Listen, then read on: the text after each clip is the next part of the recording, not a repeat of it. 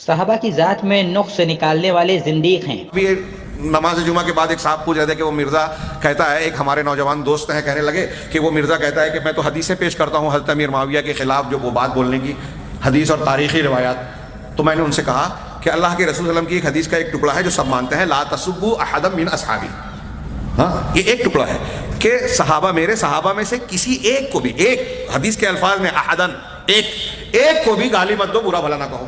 یہ کس کا فرمان ہے؟ جناب محمد رسول اللہ صلی اللہ علیہ وسلم کا۔ اب ابھی وہ تاریخی حقیقت اور کیا کیا اس کے مقابلے میں کیا وہ کوئی ایسی حدیث پیش کرتا ہے؟ وہ جاہل آدمی کوئی ایسی حدیث پیش کرتا ہے جس میں یہ ثابت ہو یا ثبوت ملے کہ کسی صحابی کو یا حضرت امیر معاویہ کو برا بھلا کہہ سکتے ہیں؟ کوئی دلیل ہے؟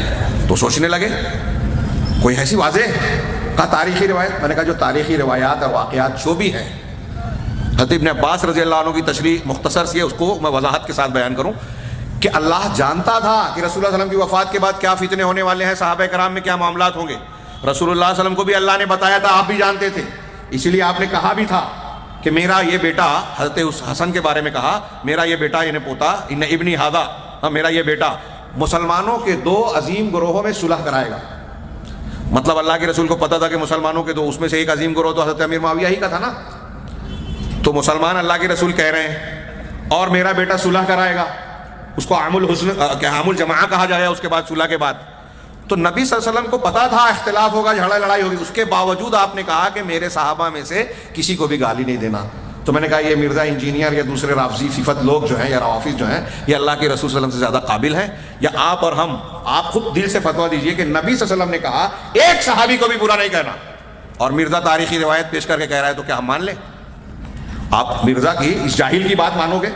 رافضیوں کا ایجنٹ، جھوٹا متضاد بیان، جس کے تضادات آج لوگ پیش کر رہے ہیں سوشل میڈیا پہ، اور ایسے جتنے بھی صحابہ کرام کے مخالفین ہیں، آپ کو وہاں جھوٹ، دھوکہ اور فریب دہی نظر آئے گی۔ امام مسلم رحمہ اللہ کے استاد امام ابو زرع عراقی رحمہ اللہ فرماتے ہیں، جب تم کسی شخص کو دیکھو کہ وہ کسی صحابی کی تنقید کر رہا ہے تو سمجھ لو کہ وہ زندیق ہے، اس لیے کہ ہمارے نزدیک رسول اللہ صلی اللہ علیہ وسلم حق ہیں، قرآن حق ہے، قرآن و سنت ہم تک پہنچانے والے یہی صحابہ اکرام ہے۔